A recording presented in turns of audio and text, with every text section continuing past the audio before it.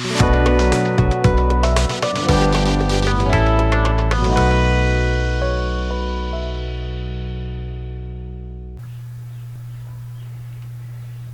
Friends, इस video में हम देखते हैं कि नेटपैड किस तरीके से राउटर के ऊपर कॉन्फ़िगर किया जाता है। नेट यानी network address translation and PAT मतलब पोर्ट एड्रेस ट्रांसलेशन। तो नेट की ज़रूरत क्यों पड़ती है, इसका क्या यूज़ है, इसके बारे में अगर हम बात करें तो आप जानते हैं कि IPv4 एड्रेस जो कि इंटरनेशनल असाइन नंबर अथॉरिटी यानी आईना ने हमको IPv4 एड्रेस स्पेस असाइन किया था, जिसमें हमारे पास जो IPv4 एड्रेस है वो टू दी पावर क्लासेस के अकॉर्डिंग अगर बात करें तो क्लास सी में हमको 254 IP एड्रेस, क्लास बी में two the power 16 and class C में टू दी पावर 24 एड्रेस का स्पेस मिलता है।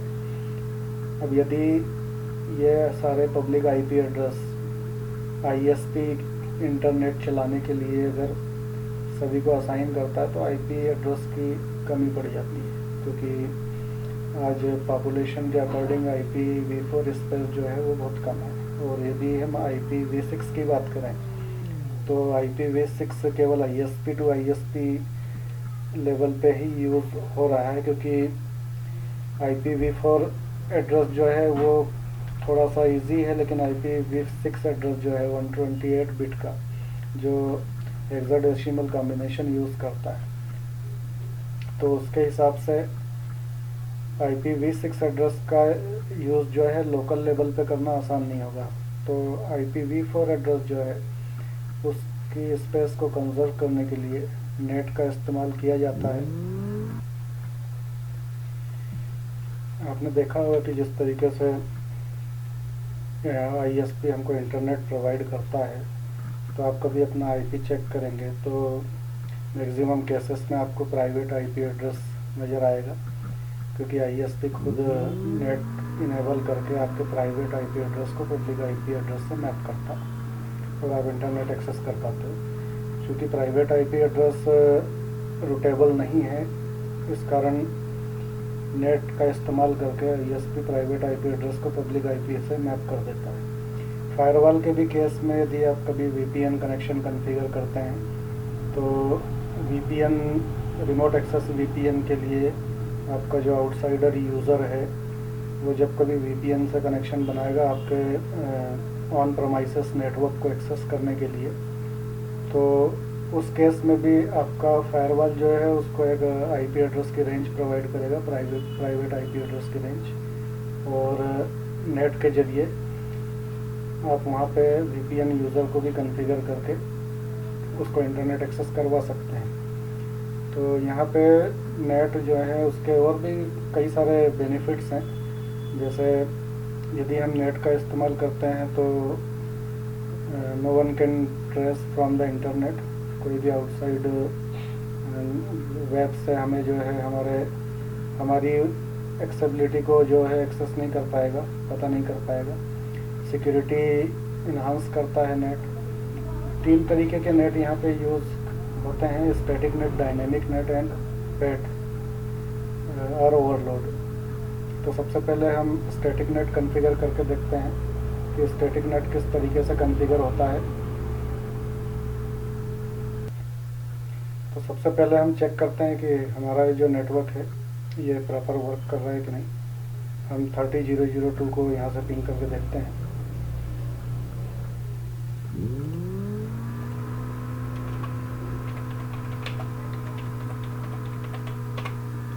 तो हम 30002 को पिंग कर पा रहे हैं। उस PC से भी हम चेक कर लेते हैं।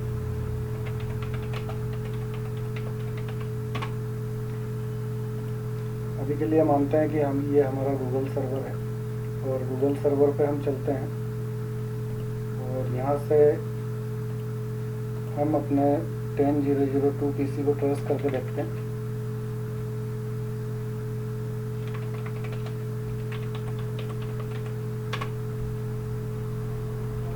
तो आप देखेंगे गूगल सर्वर से जो रिक्वेस्ट है ट्रेस 30.0.0.1 यानी इस गेटवे पे गई। गेटवे के बाद 2 के नेटवर्क से होते हुए 1 के नेटवर्क से हमारे 10 के नेटवर्क पे ट्रेस कंप्लीट हुआ। अब हम इस राउटर के ऊपर स्टैटिक नेट कॉन्फ़िगर करते हैं। स्टैटिक नेट के केस में अगर हम बात करें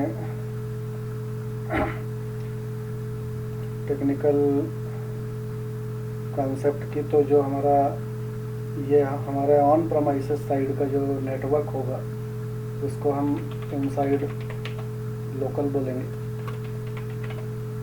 और मान लीजिए इस राउटर पे नेट कॉन्फ़िगर किया है हमने, और इस राउटर पे हमारा नेट कॉन्फ़िगर है और आईएसपी ने हमको इंटरनेट चलाने के लिए सपोज करें एक पब्लिक आईपी दिया हुआ है 11100।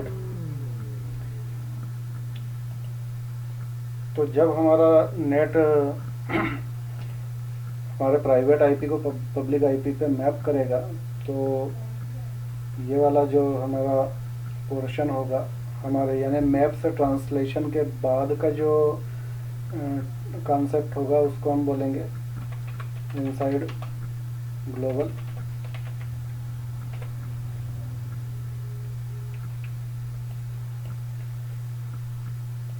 इसके बाद ये हमारा जो गूगल साइड का है इसको हम आउटसाइड लोकल बोलेंगे, और ये हमारा आउटसाइड ग्लोबल होगा।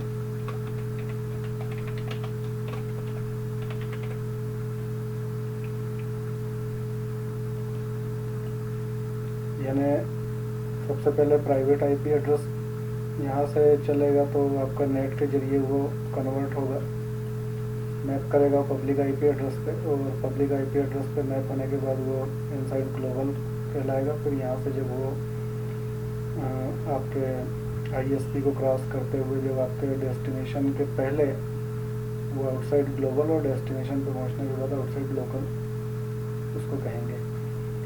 अब यहाँ पे हम बात करते हैं कि किस तरीके से स्टैटिक नेट कॉन्फ़िगर करना है। तो स्टैटिक नेट के बारे में बोला जाता है कि ये जो मैप करता है ये 1-to-1 मैप करता है, यानी इस केस में आपके पास में एक प्राइवेट आईपी एड्रेस को एक पब्लिक आईपी एड्रेस से मैप करेगा। यानी आपको अगर दूसरे प्राइवेट आईपी एड्रेस को इंटरनेट एक्सेस करवाना है तो आपको दूसरा पब्लिक आईपी एड्रेस चाहिएगा। तो यहाँ पे हम कॉन्फ़िगर करके देखते हैं enable config IP NAT inside source then static, ये कमांड है आपके पास में। और यहाँ पे आप inside local IP address enter करेंगे, तो मेरा inside local IP address, then आप outside inside global IP address जैसा कि हमने लिखा है इनसाइड ग्लोबल। तो आईएसपी ने हमको ये पब्लिक आईपी एड्रेस दिया इंटरनेट एक्सेस करने के लिए, तो यहाँ पे हम अपना आउटसाइड इनसाइड ग्लोबल एड्रेस डालेंगे। यानी हम चाहते हैं कि 10.0.0.2 प्राइवेट आईपी एड्रेस मैप हो 11100 से, देन इंटर। नेट कॉन्फ़िगर करने के बाद जिस तरीके से एक्सेस लिस्ट में हमें इनबाउंड आउटबाउंड ट्रैफिक डिफ़ाइन करना पड़ता है, तो यहाँ पे हमको इनबाउंड और आउटबाउंड इंटरफेस दोनों डिफ़ाइन करना पड़ेंगे। इसके लिए हम फास्ट इथरनेट इंटरफेस पे चलते हैं और यहाँ पे हम लिखते हैं आईपी नेट, और ये हमारा इनसाइड वाला पोर्शन हो गया, तो हम यहाँ लिखते हैं आईपी नेट इनसाइड। देन हम इंटरफेस सीरियल 00 जिससे ट्रैफिक हमारा आउट होगा, इस पर हम लिखते हैं IP net outside, then do write. अभी हम यहाँ से पिंग करके देखते हैं कि हमारा नेट बराबर काम कर रहा है कि नहीं। तो हम 30.0.0.2 यानी गूगल सर्वर को पिंग कर पा रहे हैं। अभी हम यहाँ से ट्रेस करके देखते हैं 10.0.0.2। तो इस बार आप देखिए कि नेट काम करने की वजह से आपका जो गूगल जो ट्रेस कर रहा है आपके एड्रेस को, लेकिन आखिरी डेस्टिनेशन पे वो कहाँ पहुँच रहा है, हमारे पब्लिक आईपी एड्रेस के पास। यानी कि ये कोई भी जो है आउटसाइड से अगर हमको ट्रेस करता है तो वो हमारे एग्जैक्ट आइडेंटिटी को जो है आइडेंटिफाई नहीं कर पाता है। यहाँ के केस में जब नेट नहीं था तो वो हम तक पहुँच रहा था, लेकिन अभी वो हमारे पब्लिक आईपी एड्रेस तक पहुँच रहा है। और अगर मैं ये चेक करूँ कि क्या ट्रांसलेशन हुआ है, तो यहाँ पे मैं शो आईपी नेट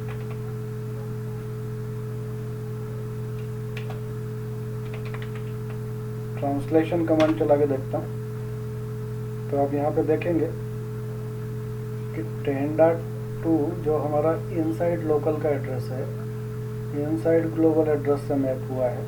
हमने पिंग किया तो यहाँ पे ICMP यानी internet control messaging protocol use हुआ है, और हमारा आउटसाइड जो डेस्टिनेशन है 30002 गूगल सर्वर वहाँ तक पहुँचा है। तो इस तरीके से स्टैटिक नेट को आप कॉन्फ़िगर कर सकते हो। इसमें एक कमांड और आप देख सकते हैं, शो IP नेट स्टैटिस्टिक। तो यहाँ पे आपको वो जानकारी देगा कि टोटल ट्रांसलेशन कितने हुए हैं, वो स्टैटिक थे कि डायनेमिक थे कि एक्सटेंडेड थे, किस इंटरफेस से आपकी इंफॉर्मेशन आउट हुई, किस इंटरफेस से इन हुई, कितने हिट हुए, कितने मिस हुए, ट्रांसलेशन कितने हुए। ये सारी इन्फॉर्मेशन स्टैटिस्टिक कमांड से आएगी, और IP net show IP net translation command से आपको वो ट्रांसलेशन के बारे में दिखाएगा। लेकिन स्टैटिक नेट ज़्यादा पॉपुलर नहीं है। उसका रीज़न ये है कि यह सिर्फ एक प्राइवेट IP एड्रेस को एक पब्लिक IP एड्रेस से मैप करता है। तो यदि मान लीजिए कि मेरे केस में मेरी कंपनी के अंदर 100 यूज़र हैं, तो मुझे स्टैटिक नेट अगर मैं यूज़ करता हूँ तो मुझे 100 पब्लिक IP एड्रेस चाहिए, जो कि बहुत ज़्यादा कॉस्टली का कॉन्सेप्ट हो जाएगा। तो इसलिए स्टैटिक नेट का इस्तेमाल इस तरीके से नहीं किया जाता है। अभी हम इसको रिमूव कर देते हैं, और रिमूव करने के लिए मुझे सिर्फ नो लिखना है कमांड के आगे और डिवाइड करना है। तो रिमूव करने के बाद अच्छा, मैं नेट का जो ट्रांसलेशन हुआ है उसको भी मैं क्लियर कर देता हूँ। तो उसके लिए भी कमांड है clear IP net translation, then star show IP net translation. तो अब देख लीजिए कि जो हमारा जो भी ट्रांसलेशन का रिकॉर्ड था वो सारा कट चुका है। अभी मैं गूगल सर्वर से एक बार ट्रेस करके देखता हूँ 10002। तो अभी मैं 10002 पे पहुँच रहा हूँ क्योंकि नेट मेरा कट चुका है। अभी बात करते हैं डायनामिक नेट की। तो डायनामिक नेट का कॉन्सेप्ट ऐसा है कि ये मैनी टू मैनी, यानी बहुत सारे public IP address private IP address को बहुत सारे पब्लिक IP एड्रेस से मैप कर देता है। यानी एक रेंज, सपोज करें कि ISP ने मुझे इंटरनेट चलाने के लिए, मान लीजिए मैंने ISP से करीब 50 IP लिए, 150। तो मेरे पास 50 IP एड्रेस का एक पूल है। तो मैं इसको किस तरीके से कॉन्फ़िगर करूँगा ये देखते हैं डायनेमिक नेट के लिए।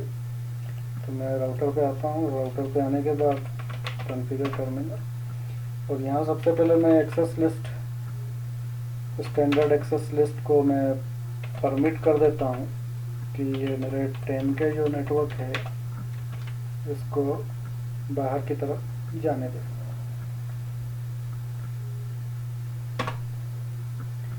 इसके बाद मैं यहाँ पे लिखता हूँ IP नेट। IP नेट के बाद आप देखेंगे 3 ऑप्शन मिलेंगे, इनसाइड, आउटसाइड और पूल। तो मैं एक पूल क्रिएट करता हूँ, IP नेट पूल। पूल का आप कुछ नाम दे सकते हो, टेस्ट, और पूल का नाम देने के बाद आपको स्टार्ट IP देना है। स्टार्ट IP मेरा है 100, और आपको एंड IP देना है। एंड IP मेरा 150। देन नेट मास्क, मैंने आप क्या मास्क यूज़ कर रहे हैं तो आप सबनेट मास्क यहाँ पर डिफाइन कर दीजिए, देन एंटर। तो यहाँ पे मैंने पहले ACL को बोला कि वो 10 के नेटवर्क को बाहर जाने के लिए परमिट करें।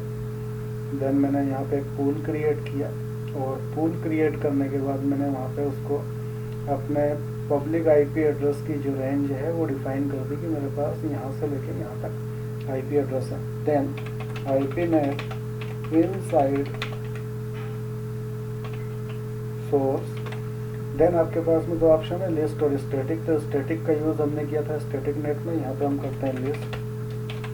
लिस्ट के बाद मुझे बताना है कि मैंने कौन सी एक्सेस लिस्ट यूज़ की थी, तो मैंने यहाँ पे 10 यूज़ किया था, तो मैं यहाँ पे 10 लिख देता हूँ।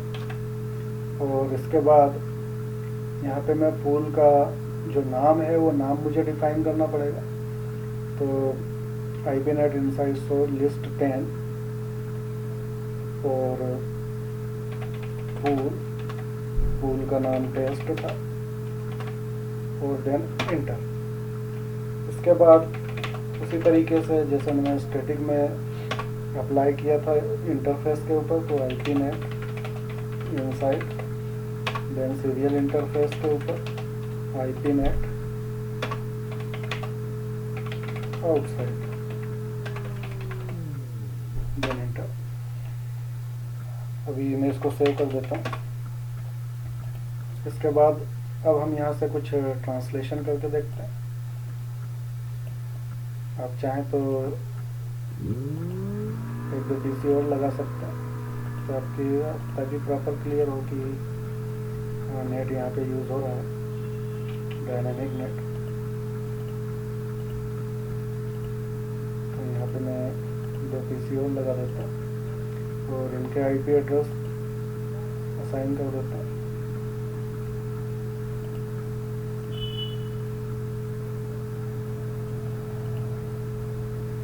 .0.0.4 कर देता हूँ।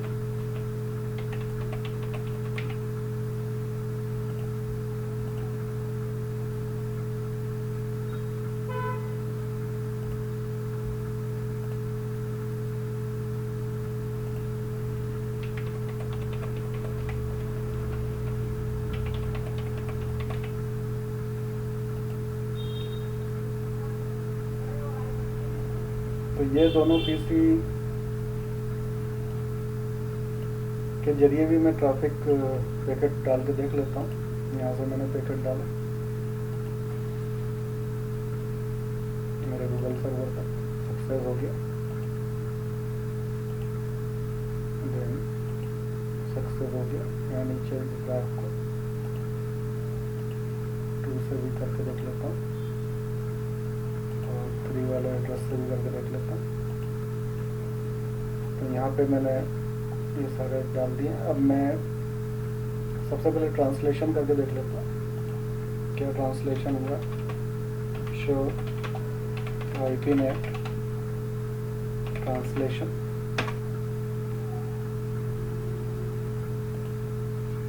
ट्रांसलेशन नहीं हो रहा। एक बार मैं ट्रेस करके देखता हूँ।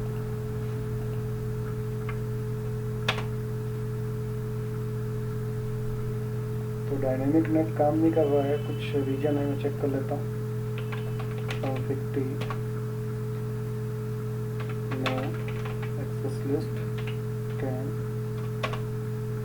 Access list 10 permit 10.0.0.0 0.255 do right do show run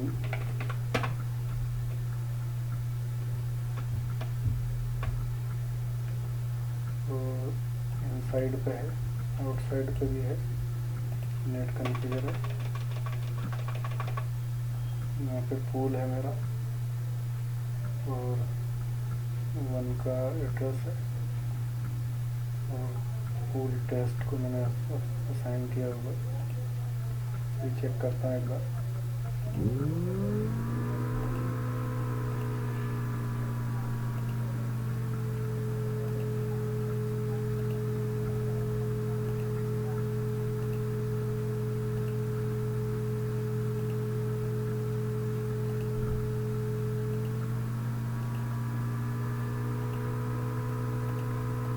check करते हैं ट्रांसलेशन हो रहा है कि नहीं।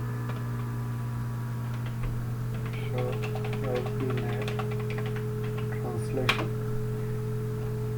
तो अभी आप देखेंगे कि 1.1.1.100 एड्रेस 10.0.0.4 के साथ पाएंगे, 10.0.1 पब्लिक IP 5 के साथ, 10.0.2 पब्लिक IP 2 के साथ, 10.0.1.0.3 3 के साथ डेस्टिनेशन हमारा ये।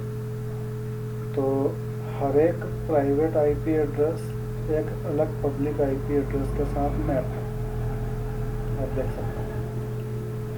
और ट्रांसलेशन के बाद मैं यहाँ पे चेक करता हूँ रूट ट्रेस करके। पहले मैं 2 को ट्रेस करता हूँ, तो 2 को ट्रेस करने पे 102 पब्लिक IP एड्रेस के पास पहुँचा। 3 को ट्रेस करके देख लेता हूँ, 3 को ट्रेस करने पे ये 103 के पास पहुँचा। 4 को चेक कर लेता हूँ, तो 4 पे पहुँचा। और 5 को चेक कर लेता हूँ, तो 5 पे। यानी आपका हर एक प्राइवेट IP एड्रेस एक अलग पब्लिक IP एड्रेस के साथ मैप होके इंटरनेट एक्सेस कर रहा है।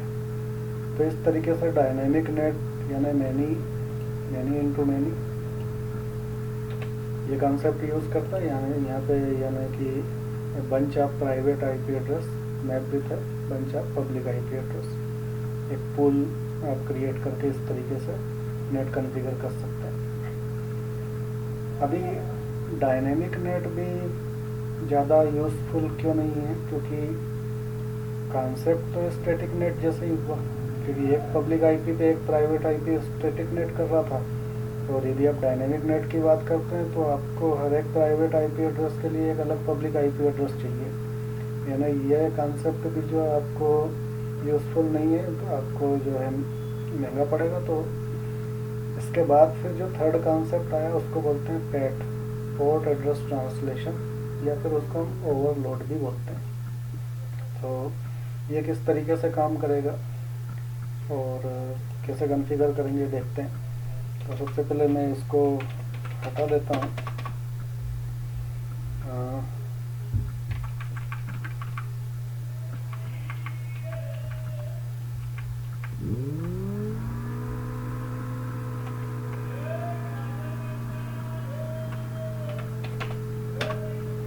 No IPNet inside source list and pool test ये हटाया मैंने। एक्सेस लिस्ट भी हटा देता हूँ।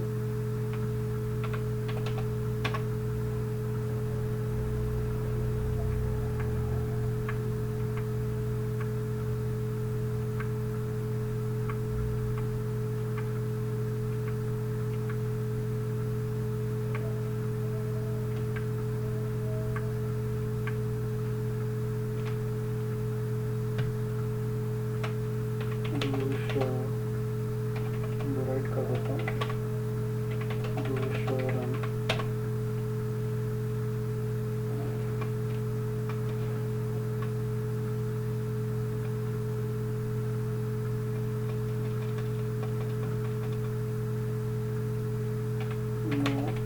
IPNet pool test 100 net mask divide. तो अभी चेक कर लेते हैं कि ट्रांसलेशन भी क्लियर कर देता हूँ। क्लियर IPNet ट्रांसलेशन स्टार तो IPNet ट्रांसलेशन। तो अभी कोई ट्रांसलेशन नहीं है। हम देखते हैं कि नॉर्मली हम अपने डेस्टिनेशन पहुंच रहे हैं, तो 10.0.0.5 पे पहुंच रहे हैं, यानी नेट अभी हट चुका है। अभी हम पेट कॉन्फ़िगर करते हैं। डायनेमिक नेट और पेट में सिर्फ थोड़ा सा 2 चीज़ों का डिफरेंस है। पहला डिफरेंस ये है कि जब भी आप डायनेमिक नेट कॉन्फ़िगर करेंगे तो एक्सेस लिस्ट 10 परमिट 10 के नेटवर्क को परमिट करने जा रहे हैं। और मास्क ये कमांड हमने चला दी। उसके बाद IP net inside source pool inside source then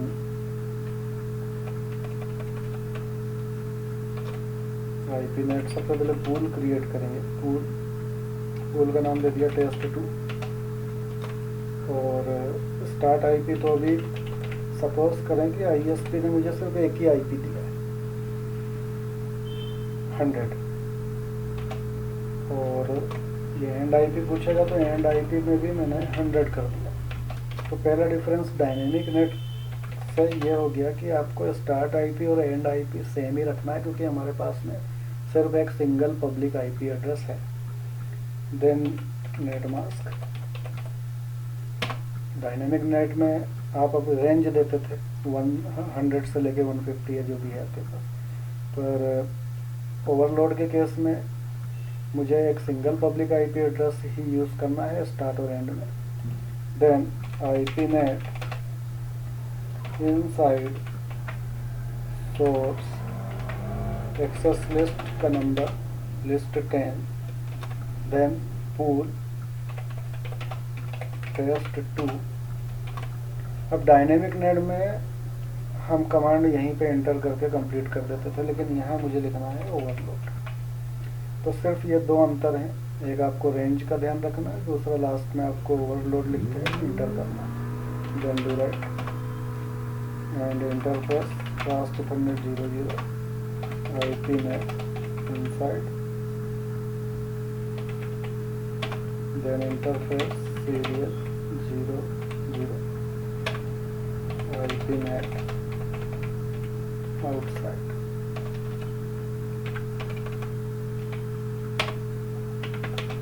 Do right। अभी हम चेक करते हैं, सेकंड ड्रॉप करके देख लेते हैं।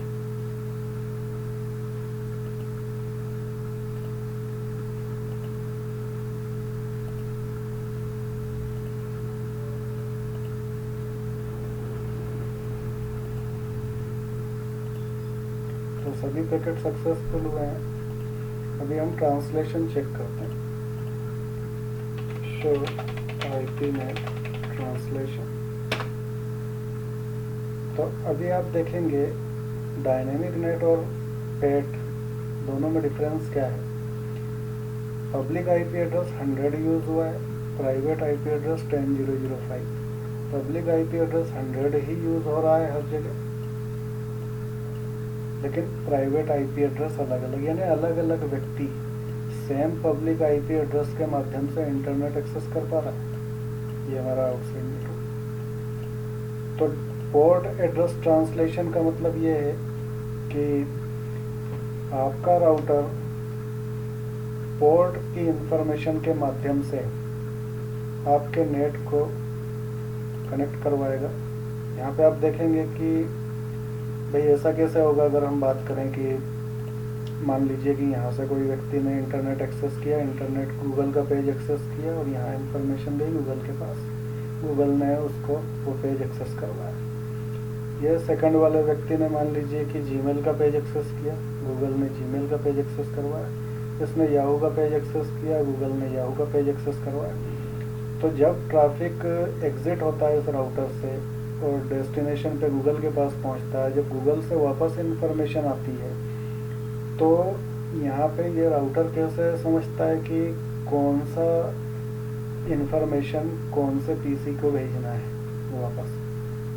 तो डायनेमिक नेट के केस में तो अलग अलग एड्रेस से बाइंड करता था, लेकिन पोर्ट एड्रेस ट्रांसलेशन में क्या होगा कि राउटर हर एक पैकेट को ये देखेगा कि किस पोर्ट नंबर के साथ, क्योंकि पब्लिक IP तो सेम है। गूगल से रिक्वेस्ट जब वापस आएगी राउटर के पास तो जाएगी तो भी 100 IP से और आएगी तब भी 100 IP से। तो गूगल कैसे उसको आइडेंटिफाई करेगा? पोर्ट नंबर के माध्यम से। वो हर एक इंफॉर्मेशन के लिए अलग पोर्ट नंबर यूज़ करेगा। तो इस तरीके से पोर्ट एड्रेस ट्रांसलेशन यानी ओवरलोड का कॉन्सेप्ट सबसे ज़्यादा पॉपुलर है। आप इसके माध्यम से एक पब्लिक आईपी एड्रेस का यूज़ करके और कई सारे कंप्यूटर्स पे इंटरनेट एक्सेस करवा सकते हो। मैनी टू वन का कॉन्सेप्ट यानी many private IP address single public IP address के माध्यम से इंटरनेट एक्सेस कर पाएंगे। और जब आप ट्रेस करोगे तो हर एक ट्रेस पे वो आपको आपके सिंगल पब्लिक आईपी एड्रेस के पास पहुंचाएगा।